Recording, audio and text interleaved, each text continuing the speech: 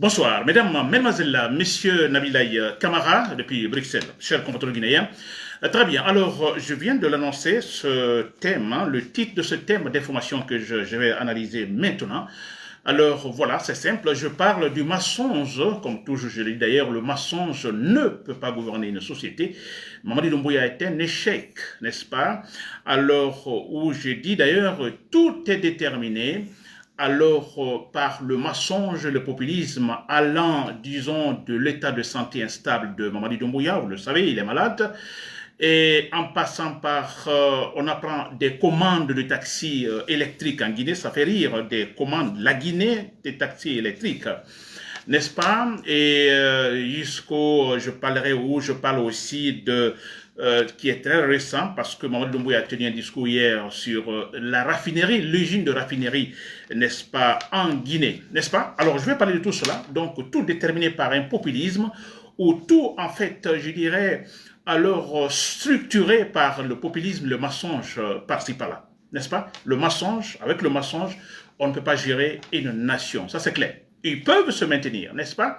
Ils peuvent rester au pouvoir, voilà, comme beaucoup l'ont fait antérieurement, mais ils sont là pourquoi? C'est pour faire un travail, satisfaire effectivement les citoyens, alors ce point ne sera jamais satisfait. Très bien. Chers compatriotes guinéens. Très bien. Alors, je commence ce direct. J'espère que vous êtes là, Nabil Kamara, depuis Bruxelles.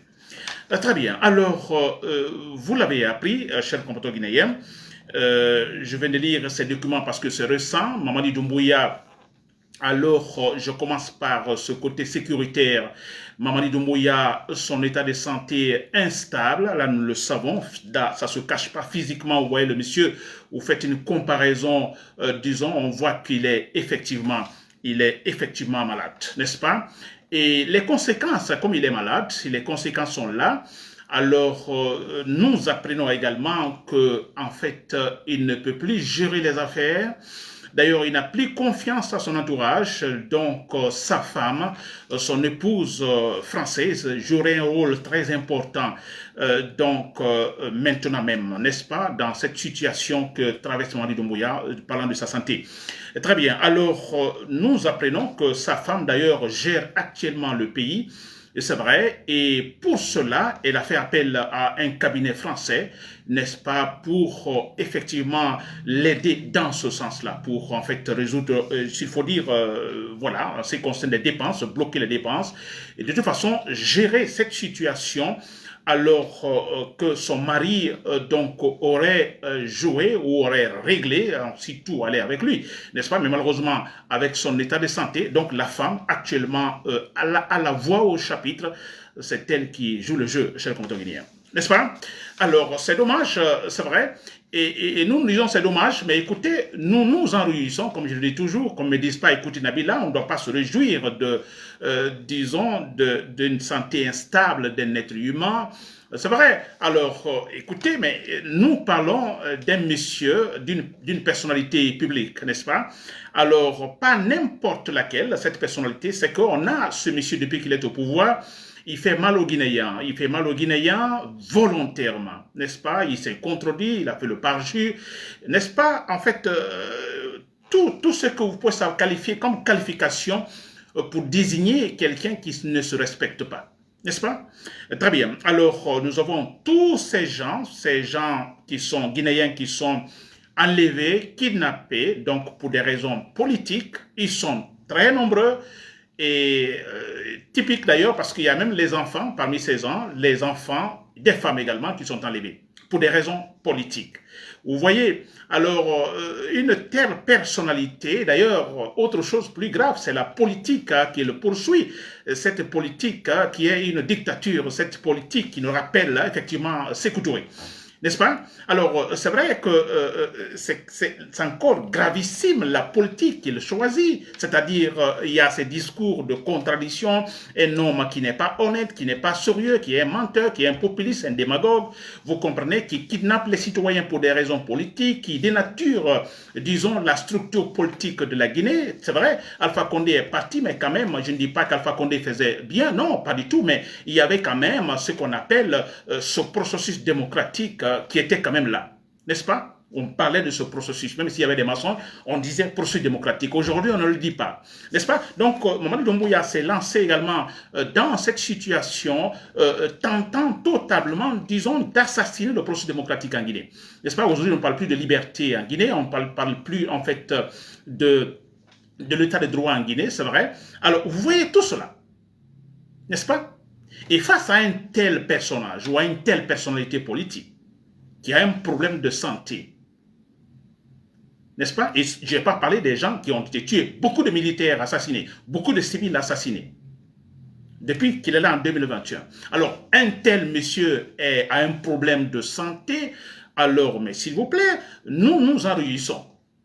En tout cas, moi, je m'en réjouis. N'est-ce pas? Mais c'est vrai, c'est un criminel. Un criminel, sa place, c'est où? C'est en prison. Mais c'est vrai.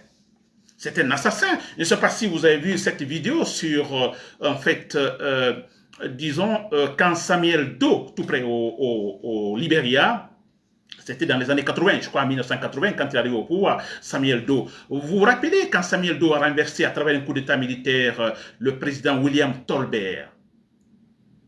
Avez-vous remarqué, parce qu'il y a ces vidéos qui circulent également, ça a été filmé par, disons, des chaînes de télévision étrangères, généralement d'ailleurs la BBC, qui a tout filmé. Samuel Doe, quand il a renversé William Tolbert, d'abord il a assassiné, n'est-ce pas, directement Tolbert et sa femme, son épouse, les assassiner en fait avec, disons, en les criblant de balles, ensuite arrêter tous les ministres. Beaucoup de ministres, au moins 13 ministres, ont été arrêtés et tout de suite fusillés à la place de Monrovia. Pour ceux qui connaissent Monrovia. Ils ont mis des poteaux, 13 ministres ont été, disons, criblés de balles. Je dis bien avec des mitraillettes. Samuel Doe l'a fait. Des militaires, donc on n'en parle même pas, qui ont été exécutés. Vous voyez ça, comment Samuel Doe a agi après avoir donc reçu son coup d'état militaire. Et comme on dit, le karma est là. Quand Samuel Doe, finalement, son tour est arrivé, ils l'ont arrêté avec Benson, je ne sais pas, Taylor et autres. Quand ils l'ont arrêté, vous avez vu, alors ils l'ont fait souffrir. Ils l'ont tué, mais disons la mort douce, petit à petit, jusqu'à donc son dernier souffle. Ils l'ont fait circuler dans Monrovia. Ils l'ont tué. Ils ont coupé les oreilles. Ils ont, c'est-à-dire le nez et tout, jusqu'à sa mort. Alors les gens ont vu cette vidéo, on dit, mais écoutez, mais ils sont des sauvages, mais c'est quand même incroyable, comment peut-on éliminer un président de telle manière? Mais si vous voyez Samuel Doe, lui, quand il est arrivé au pouvoir, comment il a traité également ses opposants, vous vous dites, ah, nous comprenons en voyant comment Samuel Doe est parti. N'est-ce pas? Je dis tout ça, je touche ce point, c'est en m'adressant à Mamadi Doumbouya. Mamadi Doumbouya, vous avez tué quand vous avez fait un coup d'état militaire. Vous avez tué beaucoup de gens, des militaires. Vous avez tué des civils. Et vous emprisonnez des civils, des femmes, des enfants, Mamadi Doumbouya. Ça joue sur vous d'abord, il y a le karma. Mais disons, soyons pragmatiques. La raison est là, le karma est là, mais de toute façon, il y aura, comme on appelle, une science de vengeance. Quand vous allez tomber, on ne pourra pas vous pardonner. Ça, c'est clair. C'est vrai, nous nous battons pour la démocratie. On voudrait effectivement que tout se passe selon, disons, les traces donc, de la justice. C'est vrai. Mais je vous dis, quand vous allez tomber, alors il n'y aura pas de pitié. On mettra une justice qui ne fera pas, en fait, qui en fait ne veut pas réfléchir longtemps. On ne verra que en fait les faits de crimes que vous avez commis, Mamadi Doumbouya. N'est-ce pas? Très bien. Alors, j'espère que vous m'avez compris, Mamadi Doumbouya, et tout son groupe, si vous m'écoutez, tous ceux qui sont là, les Amara Kamara et tant d'autres, n'est-ce pas? Alors, il y a au moins de l'espoir d'un côté, comme on le dit souvent, je m'adresse au cher patron de l'armée. Effectivement, c'est vrai que ce n'est pas facile, non? Mamadi Doumbouya, toutes les dépenses, effectivement, c'est pour sa sécurité. Donc, pour dire que des manœuvres de la part des forces patronnes, ce n'est pas, je ne dis pas que c'est évident, mais écoutez, ça arrivera, ça va se concrétiser. Mais écoutez, alors, ça va être difficile, n'est-ce pas? Très bien. Et là, Mamadi Doumbouya commence effectivement à comprendre, parce qu'il n'a plus confiance en son entourage. On voit par exemple le ministre des Affaires, plutôt celui qui était le ministre de la Défense, Aboubakar Sidiki Kamara, comment on appelle, Idi Amin. Vous voyez, il n'est plus ministre de la Défense et il est nommé ou en France comme ambassadeur. n'est-ce pas? Certains disent que c'est de la tragédie, non, de la tragédie, une stratégie, non, ça n'est pas du tout, c'est clair, nous connaissons Idi Amin quand même, non? Alors, j'aime pas ce monsieur, mais écoutez, il a un tempérament, parce que face à Alpha Condé, alors, disons, se méfier de lui, et il l'a envoyé où, disons, à l'ambassade à Cuba, n'est-ce pas, vous vous rappelez, tout ça pour s'éloigner de ce monsieur qui a, effectivement, qui a un tempérament, vous comprenez? Alors, et Mamadi Doumbouya, effectivement, on a vu Abba Sidi Kamara, même en tant que ministre de la Défense, même quand il parle, on voit ces messieurs alors qui en fait calcule beaucoup. Alors vous comprenez, il est beaucoup sérieux dans ses discours. C'est vrai, je pense que finalement Mamadi Doumbouya alors n'a plus confiance, il a préféré tout de suite donc l'éloigner. N'est-ce pas? L'éloigner de lui, et maintenant il est en France, il n'est pas en Guinée. Alors, ce n'est pas une stratégie, non. Le monsieur Aboubacar Sidi Kamara, il est à la retraite, s'il vous plaît. Ce monsieur à la retraite qui est repris, alors je crois que son plus grand souhait serait de rester en Guinée, servir en Guinée, n'est-ce pas, jusqu'à la fin de sa vie. Maintenant, voilà, il se retrouve donc en France. Très bien, c'est une sanction, et le côté qui nous intéresse, c'est que c'est bien que les militaires prennent conscience que Mamadi Doumbouya commence à se méfier, qu'il y a plus confiance, donc, à une sécurité en fait étrangère, donc des mercenaires qui viennent pour assurer sa sécurité. Ça, c'est un point pour nous, n'est-ce pas? On gagnera. Très bien. Alors, je reviens sur donc ces gros mensonges de populisme et tout ça de Mamadi Doumbouya. Alors, son gouvernement, on a pris la semaine dernière, il parle de commandes de taxis électriques, n'est-ce pas? En soi, les taxis électriques, en soi, ce n'est pas mauvais, n'est-ce pas? En soi, ce n'est pas mauvais. Mais dis donc, si vous devez commander des taxis électriques, alors c'est qu'il y a l'assurance, cette capacité de faire asseoir l'infrastructure aussi. Parce que, je vous dis, le problème n'est même pas au niveau de l'achat, non, mais c'est l'infrastructure. Nous sommes ici en Europe, je prends la Belgique, la France et l'Espagne à côté. Alors, le grand problème, c'est au niveau de l'infrastructure concernant des véhicules électriques.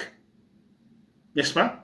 Alors, l'idée en soi, ce n'est pas mauvais, mais nous savons tous là-bas en Guinée, s'ils le font, s'ils disent véhicule électrique, mais c'est quoi? C'est du populisme. C'est toujours pour dire, vous voyez, nous sommes capables de faire quelque chose, notre régime, notre gouvernement est capable de faire quelque chose, nous sommes différents. N'est-ce pas? Toujours dans le calcul, disons, consistant, tout simplement à tromper les citoyens. Sinon, ils ne peuvent absolument rien faire. Sinon, vous allez commander des taxis électriques. N'est-ce pas? Il n'y a pas de taxi. Et puis, qui commande? C'est le gouvernement. N'est-ce pas? En fait, nous nous retrouvons totalement dans, disons, dans le régime de Sékou Touré. C'est-à-dire l'initiative privée va disparaître. Il commence à donner des signes. L'initiative privée va disparaître. Parce que quand on parle de taxi, mais ce n'est pas l'affaire de l'État, ce n'est pas à l'État de le faire. N'est-ce pas? Il faut des initiatives privées dans ce sens qui vont commander des véhicules à l'État, effectivement, d'assurer ce qu'on appelle l'infrastructure. Mais si l'État doit commander des taxis, alors c'est une perte. Nous le savons, autant de Lansana Conté, ce n'est pas pour rien. Air Guinée a été vendu. Il fallait donc, vous voyez, parce qu'il y avait trop de dépenses, n'est-ce pas, assez de dépenses, et l'État ne gagnait rien. Pourquoi il a été dit finalement de se débarrasser de cela. Maintenant, voilà ce qui se passe. Alors, on revient cette fois-ci. L'État va donc s'emparer de tout. Et finalement, il n'y a rien donc comme rendement. Nous perdons. Et qui sont au pouvoir continuent à remplir leurs poches. Mais c'est vrai. Alors, voiture électrique, s'il vous plaît. Je dis bien, ici en Belgique, il y a un problème pour cela. Il y a les gens se plaignent, mais écoutez, voiture électrique, mais écoutez, l'infrastructure n'est pas suffisante. N'est-ce pas? Et si vous prenez les véhicules thermiques, les voitures qui consomment de l'essence ou du gasoil. C'est vrai, nous avons par exemple des stations-service partout. N'est-ce pas? Si vous prenez, vous quittez Kaloum, par exemple, pour arriver à Madina, il y a au moins 3, 4, 5 stations, n'est-ce pas? Voilà, pour faire le plein dans votre voiture. Et si vous allez à Kindia, il y en a aussi des stations, etc., etc. Vous voyez, alors sans cela, c'est tout un problème. Alors les voitures électriques, mais c'est la même chose. Il faut également des points de recharge. N'est-ce pas? Il faut des points de recharge. Surtout, il est question des taxis, s'il vous plaît. Ça demande de l'argent, beaucoup d'argent. Je peux dire des milliards de francs guinéens, s'il vous plaît. L'infrastructure. Alors, si les points de recharge ne sont pas partout, mais écoutez, les taxis, mais écoutez, ne serviront à rien. Ils passeront toute la journée, en fait, arrêtés. Ça coûte très cher, mais ça c'est vrai. Alors moi, quand j'ai entendu qu'on parle de taxi, hein, taxi électrique, mais je me dis, mais c'est le rêve ou quoi? Ah, c'est-à-dire, ils sont dans le populisme total, total. C'est incroyable. Parce qu'ils se disent toujours, ils sont face à une population, en fait, analphabète, 70%. Mais c'est cela. Vous voyez l'infrastructure. Mais il est question aussi, parce qu'on parle de voitures électriques, donc il est question de l'électricité. N'est-ce pas, du courant, de l'électricité. La Guinée est-elle en fait bien dans ce domaine? La Guinée est-elle bien assise dans ce domaine de l'électricité, s'il vous plaît? Non, mais c'est quand même incroyable. On n'est pas satisfait dans le domaine, parlant de l'électricité, il n'y en a pas. Et vous allez commander des taxis, s'il vous plaît, plusieurs taxis pour Conakry. Et parce que, et attendez, vous allez, si vous avez votre véhicule thermique, hein, donc qui consomme de l'essence, vous allez à une station-service, vous garez votre voiture, en 5, 6 minutes, 10 minutes, maximum 10 minutes, vous avez fait votre plein et vous partez. Mais écoutez, avec une voiture électrique, vous venez pour le point de recharge, il vous faut, il y a 1 heure, 2 heures, jusqu'à 3 heures pour remplir, pour faire le plein de l'électricité. La charge, en fait. 1 heure, 2 heures, 3 heures.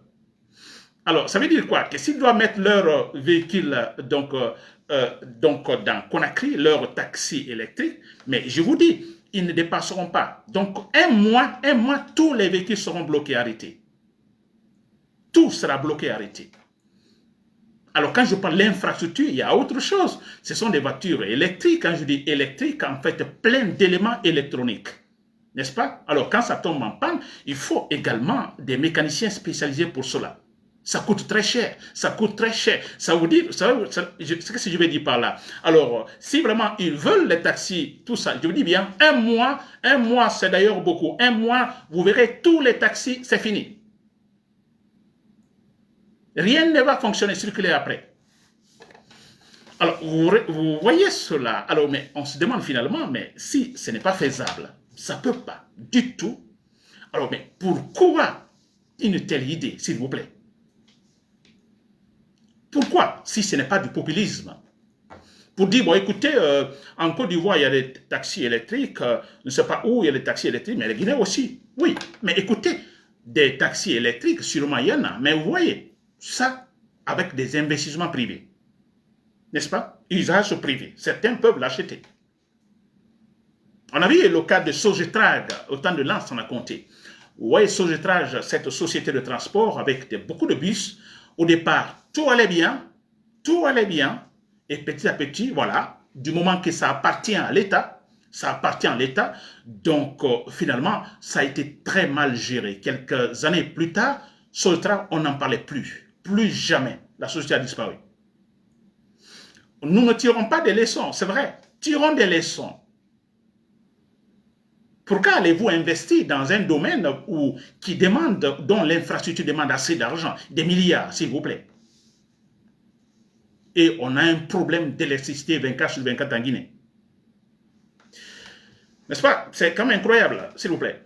Très bien. Alors, toujours dans ce populisme que, en fait, fait piloter donc la junte militaire. Alors hier, je crois qu'il y a eu une réunion entre Mamadou Doumbouya et certains ministres ou certains, en fait, certaines entreprises qui exploitent donc les mines de l'or en Guinée. Alors il y avait cette réunion, on a tous vu. Alors le discours de Mamadou Doumbouya, ça fait quand même rire. Hein? Bon, ça dit finalement nous apprenons que cette raffinerie, cette usine de raffinerie est plutôt un investissement privé. Je ne sais pas par l'Arabie Saoudite, je ne sais pas quoi, mais c'est un investissement privé, n'est-ce pas? L'usine de raffinerie. Donc, ce n'est pas financé par la Guinée, absolument non. La Guinée tente de, en fait, tout simplement récupérer, mais c'est un investissement privé. Depuis d'ailleurs 2024. Donc, ce n'est pas quelque chose qui a été fait hier. Il paraît que l'usine est là, mais un investissement privé, s'il vous plaît. Ce n'est pas le pouvoir guinéen. Et Mamadou Doumbouya, dans son discours, c'est comme si l'œuvre était, disons, venait de son gouvernement. Donc, c'est comme si c'était l'œuvre de son gouvernement. Et là, il parle que, alors, tout doit être bien géré, alors les produits à l'état brut, tout doit finalement être ici, raffiné, etc., etc., le produit fini ici. C'est bien le beau discours. Et là, Mamadou Doumbouya, il parle il dit que les injustices, c'est-à-dire lui, il va gérer cette situation, qu'il n'y aura plus d'injustice. Les injustices, il dit, je vais les combattre, n'est-ce pas, avec détermination, et en fait, il parle de principes sans faille. Lui va combattre les injustices avec détermination et avec des principes sans faille. Mamadou Doumbouya qui nous parle de l'injustice. Lui-même, il est produit de l'injustice. Le parjure. Qui peut le croire? On ne peut pas le croire. Et d'ailleurs, que s'est-il passé finalement là? Parce que là, ils ne nous ont pas expliqué en disant que cette raffinerie, cette usine est en fait l'œuvre d'un investissement privé. Mamadou Doumbouya ne l'a pas dit dans son discours. Non, non, non, absolument non. Nous apprenons maintenant à partir après avec des enquêtes des journalistes sur le terrain que finalement non, c'est plutôt l'œuvre d'un investissement privé, étranger d'ailleurs. Il ne l'a pas dit dans son discours. Il n'a pas touché le point. N'est-ce pas? Vous voyez déjà, un menteur, il est issu, lui d'ailleurs, son pouvoir, c'est du mensonge, nous savons tous. Alors, tout ce qu'il dit, c'est du mensonge, on ne peut pas le croire. Chers compatriotes guinéens. Très bien, alors pour terminer, alors vous l'avez compris, alors c'est sur ce gros mensonge que le pouvoir de Mamadou Doumbouya donc utilise depuis son arrivée, voire depuis en 2021, depuis qu'ils ont en fait tout simplement pris les appareils de l'État. Tout est mensonge, s'il vous plaît. Oui, c'est calculé. Alpha Condé l'avait dit, il a utilisé la même chose. Tout est mensonge. Avec le mensonge, ça passera. Les Guinéens, c'est facile. C'est facile de les amadouer. Et si vous mentez, et finalement, ça passe. Vous voyez, c'est cela. Et c'est pourquoi moi, finalement, je dis, cher patron de l'armée, vous qui me suivez, alors actuellement, nous apprenons, il y a pas mal d'éléments. On parle d'un certain, je ne sais pas s'il doit dire son nom, peut-être je ne le dirai pas, mais qui était un conseiller de Mamadou Doumbouya, un jeune guinéen de la Haute-Guinée, conseiller de Mamadou Doumbouya, et très proche d'ailleurs, qui gérait ses affaires, que cet homme, finalement, a plutôt préféré quitter la Guinée. Il serait donc du côté des États-Unis parce que il soupçonne également l'entourage de Mamadou Doumbouya donc de tentative d'assassinat. N'est-ce pas? Et parce que, voilà, je crois que beaucoup ont compris et pensent déjà à l'après Mamadou Doumbouya. N'est-ce pas? À l'après Mamadou Doumbouya. Sa chute, après sa chute. Les gens autour de lui commencent à penser déjà à cela. Et tous ceux qui le diront, alors, comme pour dire, on va dire la vérité, alors ils sont menacés, ils sont tués aussi. Et c'est pourquoi cet homme, proche de Mamadou Doumbouya, alors serait aux États-Unis, et parce que, alors, il est recherché. Si, franchement, il restait en Guinée, ou s'il reste en Guinée, alors il sera assassiné, ça c'est clair. Alors, cher patron de l'armée, pour terminer, je m'adresse à vous comme toujours d'ailleurs. Alors, vous voyez, c'est que moi je veux dire, vous voyez la situation sur le terrain. C'est un pouvoir qui, en fait, gouverne à tâtons, n'est-ce pas? C'est un pouvoir qui, en fait, n'a pas de moyens, n'est-ce pas? Pas de moyens politiques, pas de moyens économiques ou financiers, absolument rien. Donc, la seule chose que le pouvoir possède, c'est le mensonge, le populisme, n'est-ce pas? Mentir et les armes, la force des armes, n'est-ce pas? La force des armes. Utiliser les armes, effrayer donc les citoyens et imposer leurs désidérata. C'est ça, cher compatriotes guinéens. Alors, cher patron de l'armée, je suis sûr à 100% que vous allez agir. Mamadou Doumbouya a sémé le vent. Il va récolter la tempête. Il tente aujourd'hui, après avoir sémé le vent, il tente avec les bras ouverts essayer de contrer cette tempête qui arrive. Vous savez, ça c'est impossible. Il ne pourra pas. Il va tomber donc sous l'effet de cette grande tempête, cher compatriotes guinéens. Nabil Kamara, depuis Bruxelles, merci pour l'écoute. Bonne soirée.